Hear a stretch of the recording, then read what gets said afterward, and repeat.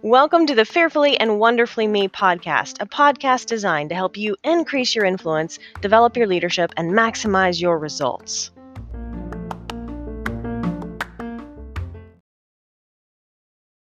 Hello, everyone. Welcome to the podcast.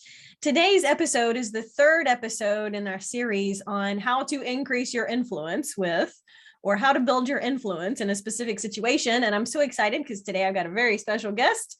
But I kind of had to twist his arm to come be on the podcast. But today's episode is how to increase your influence with your spouse. So I thought, well, who better to talk about that with me on the podcast than mine? So I brought him with me. Well, I'm glad to be here with you, Rhea. You gonna put the pressure on me today? No pressure. No pressure. I don't know about that. Yeah. So, Mack and I speak together, and that's most of the time when we're speaking, we speak together. And, when you live, work, and travel with the same person 24 hours a day, 7 days a week, you got to go way, way, way beyond just loving that person. You actually have to like them because you got to like them. We spend an enormous amount of time together. So I really thought this would be a good subject to talk about, because a lot of times we talk about leadership and influence in our professional relationships, but most of the time, we really want to increase our influence in our personal lives, perhaps even more than on the professional side. So I really wanted to talk about some specific ways of how we can do that and just offer some tips and thoughts for you on how you can do that. Because it's always good to have more influence. It is, especially with your lady. So you typically have your own podcast. Yep. This is kind of a guest appearance for you. The Blue Collar Leadership Podcast. So if what Max shares today resonates with you, you can also check out his podcast. He really talks about leadership for the blue collar workforce. Personal growth and development, leadership development. And there's a few episodes with you on there where you've been a guest on my show and added some value to my audience. So glad to be here with you today and help motivate and inspire your listeners to increase their influence at home with their significant other. Well, share with me, and I don't know the answer to this question, so this is kind of it's kind of a scary open-ended question. Share with me or us some ways that I've increased my influence with you. Okay. Besides carrying Dove chocolates everywhere we go. That's the number one way. Chocolate, right? With, like we always say though, with people, little things are the big things, and that is a little thing, but it's a big thing that you're always thinking about that, and you've always got chocolate, and I like that about you. Well, really you like good. Chocolate. That's the thing. Well, I like you too, Rhea. Right? Hey, tell them something. You may have told them this already. I haven't heard your other podcast that you got in the queue to come out or whatever, but just real quick, if you can, off the top of your head, tell them about the 5 love languages. So when I talk about things, it'll kind of be in that context. And also, if the folks don't know about that book, they need to know about it. They need to read that too.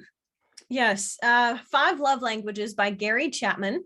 Very powerful way of looking at how people like to be appreciated and acknowledged. And I think that's pretty powerful because, number one, if we want to increase our influence with somebody, we should know how that person likes to be influenced. So Gary Chapman talks about that we have 5 distinct love languages. And most of us have a natural, strong 1 or 2. And when someone speaks, so to speak, in our love language, we feel very affirmed. We feel loved. Our tank gets filled back up. The emotional bank account gets filled back up. And life is good. The problem is that a lot of times people in a relationship have different primary love languages, and we naturally speak best in our language instead of somebody else's. So if we have a different language from someone else, we might be speaking in our language, but they like to receive in their language. And so the message never is quite as strong. It never reaches that person with the same level of impact.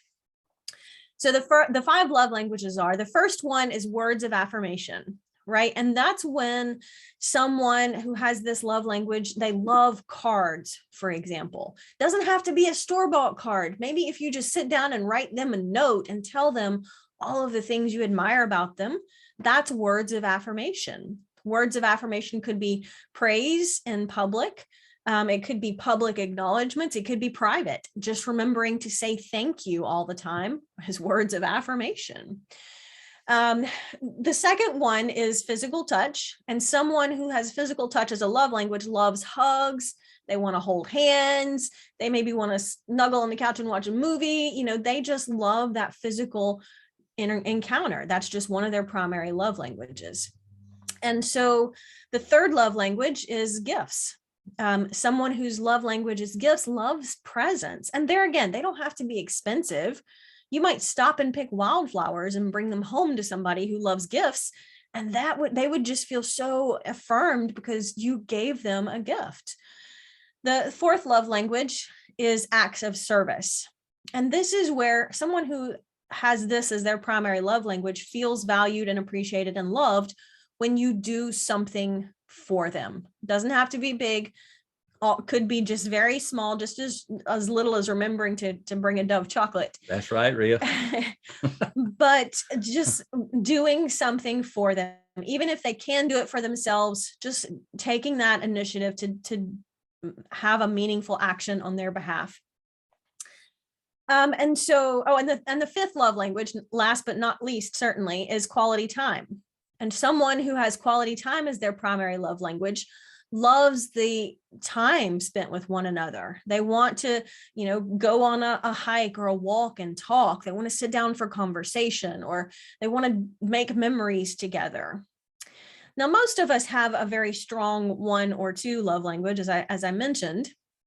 And interestingly enough, it's very rare for someone who's in a personal relationship to have a relationship with someone who has the same identical strong one or two love languages. I'm sure it's wonderful when it happens naturally, but most of us are talking in one language and the other person is listening in theirs. And so it's very easy there again for the intent and the meaning to be there.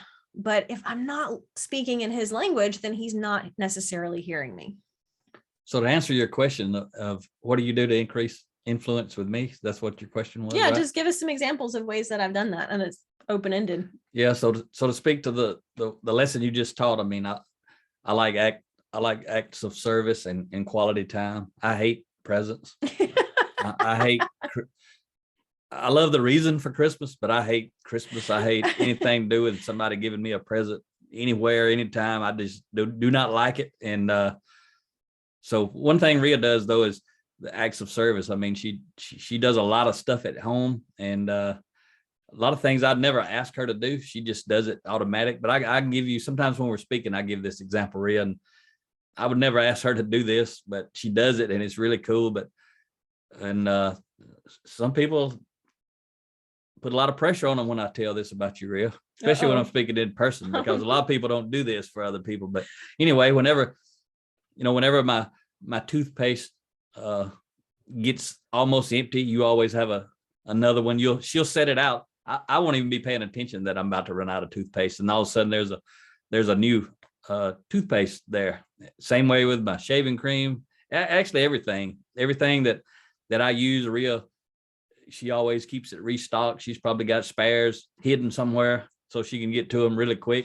The toothpaste fairy. Yeah, I mean that's what happens. And I mean, if I throw if I open a new pack of dental floss or something like that, I mean, she's got another one already ready to go. So that's little stuff, but I would never ask her to do it, and I don't mind doing it for myself. But she does it, and she does it faster than I would do it, sooner than I would do it, and that's a big deal. And we take time to watch movies. We don't really watch a lot of what I call junk TV, but we do spend a lot of time watching movies together. It's part of the quality time. We go on hikes and things like that. And I know Rhea's busy, but she makes time specifically for that. For me, I don't know if she cares about watching a movie. I know she likes to go hiking though. So that's something we both win when we go hiking. So that's yeah. I mean, that's really some big examples, but the chocolate, that's pretty good. That's probably still the best one. Look, if somebody's love language is chocolate, just carry chocolate for them. It's right? Easy. And as we talk about this, I'm nowhere even close to perfect. Like I miss so many opportunities. And part of that is because I'm a very task-focused, task-driven person. And so it's not natural for me to think about quality time. Like, I want to do all the things and check all the boxes and get all the things done. And then maybe we'll have some downtime, right? But I'm very naturally like, get all of the stuff done, and then we'll think about quality time, right? That just does not come naturally for me. And so that's one reason the 5 love languages was really powerful, because I realized that I needed to be more intentional about listening in someone else's language and speaking in someone else's language. And we received that book as a wedding gift. We did. In 2001. Yep. Because we've just celebrated last year our 20th wedding anniversary. Yep, you're exactly right. And a lot of our success in marriage comes from really understanding those languages, and then trying to align ourselves with, like me with your love language and you with my love language. So what's something I do? Well, my love languages are words of affirmation and physical touch. And so one of the things Mack has done, and he set the bar pretty high these days, is he started getting, instead of just buying a birthday card, for example, he started actually writing a note or making a card at home, but that way he could put the words in it. And that really, always makes me feel very loved and appreciated. And this year, I think it was my birthday, he wrote not just a card, it was like a whole page. And it rhymed and everything. Oh, I did the rhyme on that one? Yeah, Okay. You did and I was like, well, you're setting the bar a little higher every year, and I don't know where it's going to go, because so you got to remind me. See, I forgot that I did all that. you got to, now I'm like, now I want a handwritten card every year. But words of affirmation is a strong one for me. And so Mack is very good about doing that. He's always saying thank you when I do something. And then I'm like, oh, let me just do something else for you, all day long, everything. And so, one of the things I think it's important to talk about is a lot of times in relationships, we're waiting for the other person to go first. And it's so easy to get caught up in that whirlwind and saying, well, if he were nicer to me, then I'd be nicer back. And let me tell you, that's never going to be the best course of action, right? Because what if that person never did take the initiative? What if they're sitting there thinking about, well, why don't you be nice to me first? And then I'll be nice to you. Go ahead. We can't, well, I was just going to give you an opportunity to jump in here. But a lot of times we wait, right? The reason we blame other people, or the reason we wait for other people, is it's easy to do. And I don't have to do anything if I'm waiting on him to take the initiative. But if we're willing to be the first one to start putting deposits into that relationship account, then it's very easy to start building up that emotional bank account. Yes, huge. That's what developing your influence with another person is all about, building trust. And, when you live with someone every day and you see them every day, or you interact with them every day, it's so easy to make what I call withdrawals, and withdrawals from the trust account. So it's easy to do something not even on purpose. You may not even know you've done it, but instead of building trust, you're creating distrust. So you gotta be intentional about making deposits of trust, because you're constantly, without even knowing it, you're creating distrust. So you're taking money out of that trust account, so to speak. So that's what we've learned to do, is do a lot on purpose. So when we slip up, we got plenty of cushion. But you don't make deposits so that you'll have cushion so you can do something stupid or whatever in the relationship. It's got to all be sincere and authentic, and that's the whole point, is to build trust. If you want a happy life, and in my case a happy wife, you gotta build some trust, and you got to do it constantly and consistently, and you're gonna mess up. And when you mess up, one way to make another deposit is to apologize sincerely. We was talking about Ria's, one of her love languages is physical touch. When I wake up in the morning, first thing I do is go find her and give her a hug. And that's, pretty much that's what we do every morning. Yep. And, sometimes she's not here, but if she's not here because she's gone running or whatever she does before I wake up, when she gets back, I'm looking forward, and we're going to get our hug on, right, Ria? Yeah. And, that's one of the things that makes me feel loved, is just With people, the little things are the big things. And there again, if we can just be a little more intentional about adding value into that relationship, then it's so easy to get into a good positive cycle. If you're intentional about adding value first, naturally that other person will feel more appreciated and loved. And I think it's much easier to build your influence with them, but it's also easier for, once you do that, then they start wanting to do the same thing, right? It's natural. As you start to increase your influence with someone, they're going to want to start to build influence with you as well. It's kind of like when we're speaking, I talk about this all the time. You've touched on it. Some people, you got to go far past loving somebody, and you got to like them. And, but I'm sure your listeners and people I've met in my life, I've met a lot of people who tell you how much they go home, tell their spouse how much they love them, but at work, they always talking to their friends and their coworkers about how much they don't like them. They're talking the bad stuff, which if they find out, that's a big withdrawal in the trust account. But the point is, there's so many people who walk in to their home every night or every day, whenever they get home from wherever they've been, and they tell the significant other that they love them, and they know they don't even like them. And the couple even knows, both of them, neither one of them likes the other one, but they still walk in every day and tell each other they love each other, and they just suffer through the relationship. But if you're going to be in a relationship, why not make it better? Even those people, they may not like each other, and they say they love each other, and they're still married. They're not getting divorced. They're not leaving each other. They're still together. So why not learn how to build trust into a relationship? And if all it takes is one person, like Rhea was saying, usually if one person will do it, especially if they're learning and growing together, then they can do it intentionally. And that's what we've done. A lot of people don't know, Rhea, I'm your first marriage, but you're my fourth marriage. Hopefully they won't think less of you because I told them that. But really, I want to talk about me, because I'm the one been married 4 times, but we've been together 20 years. I figured out my problem. It was me. And every problem I've ever had, I've always been involved in it. And I got to work on me. I got to get better. So I did a podcast today talking about, if Bob has a problem everywhere Bob goes, Bob is the problem. And I did it really talking about work, but it applies at home too.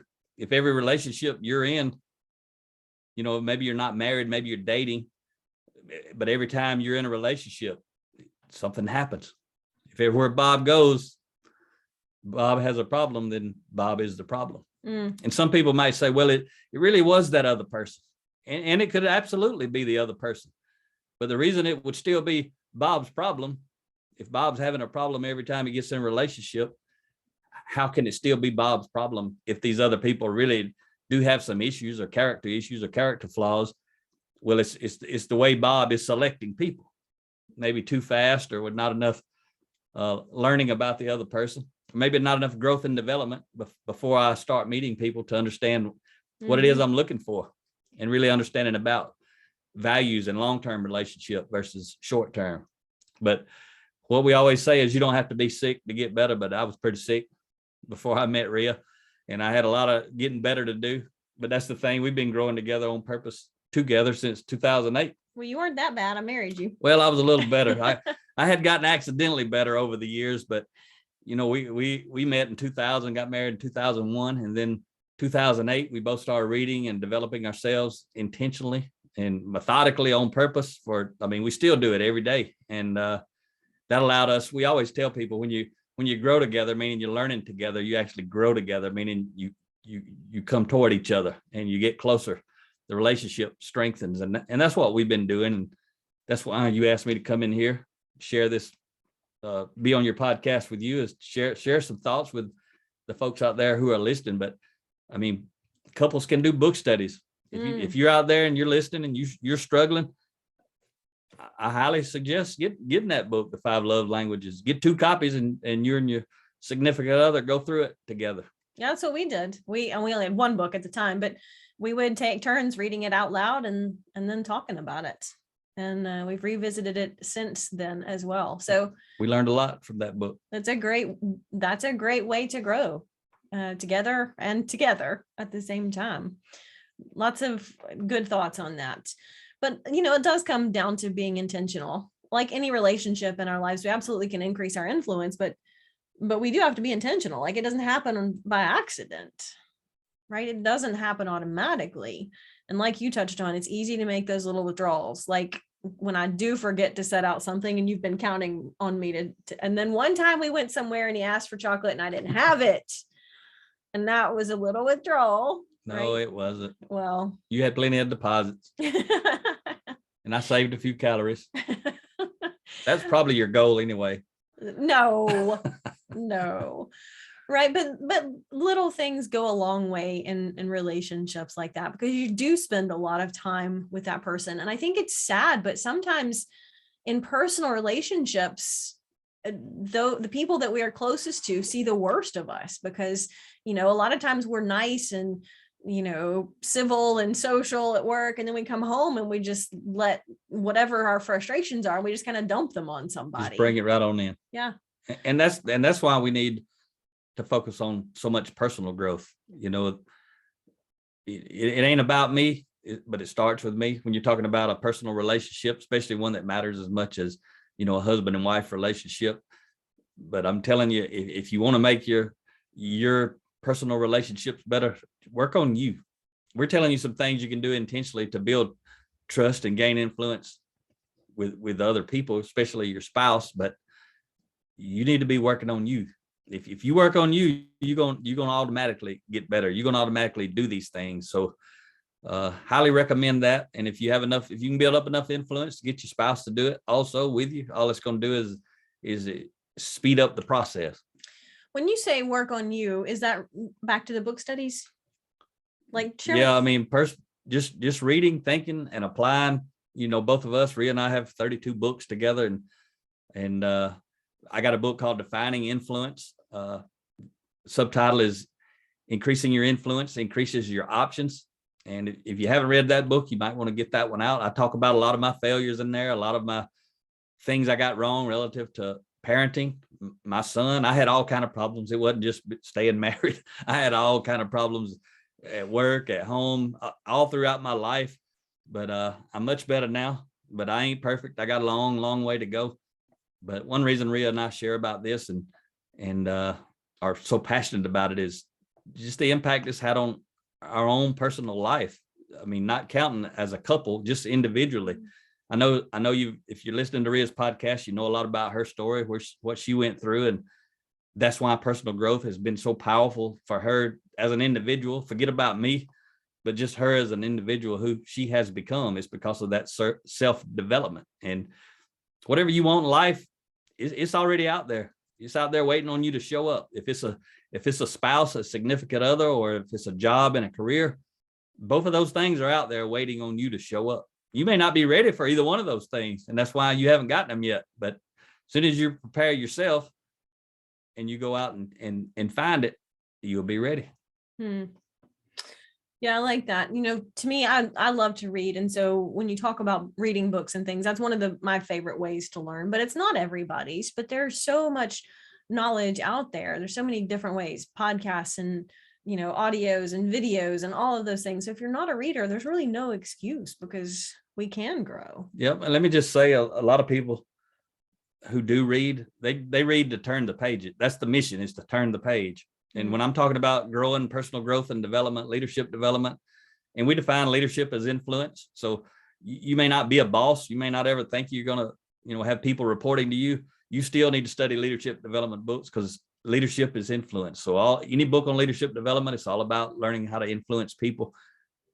But what I always encourage people, when you read these kind of books, it ain't about turning the page. Just read it slowly, think on it, think about it, back up, read what came before it, read what you liked again, go slow, read the next thing, see how it ties to the previous thing. And that's the way I read. I go down and I go up and I go backwards and I go forward. I could care less. I mean, it's not about turning the page unless there's nothing good on the page. then you just keep on going and turn the page, right? But when you get to the good stuff, slow down and absorb it and think about it. And the number one thing you can do is start teaching it. Tell people what you read or studied, and try to apply it and look for the results from that principle. But the more you tell people about what you're learning, especially your spouse, then the more you're going to internalize it and start living it. Yeah, I think that's key, right? That's a great way, is if you're learning something and finding value in it, then share it. I mean, why wouldn't you? Especially if it's something that's interesting that helps the relationship grow, then yeah, because a lot of times when I read a book and then I'll recommend it to Mac, he'll read it, but he gets a slightly different perspective. And so that just kind of both allows us both to expand our level of awareness. What did I get out of it? What did he get out of it? And sometimes those are different things. Absolutely. A lot of the books I read just so I can recommend them to other people. And that happens a lot. But this is good stuff, Rhea. You're sharing with your audience. Yeah. So you got a series going. I do. First episode of every month is how to build your influence with fill in the blank. So this probably should have been one of the first episodes. This will be actually the third one in the series, but pretty important, I think. And when I started to think about, there's no one I'd rather increase my influence with.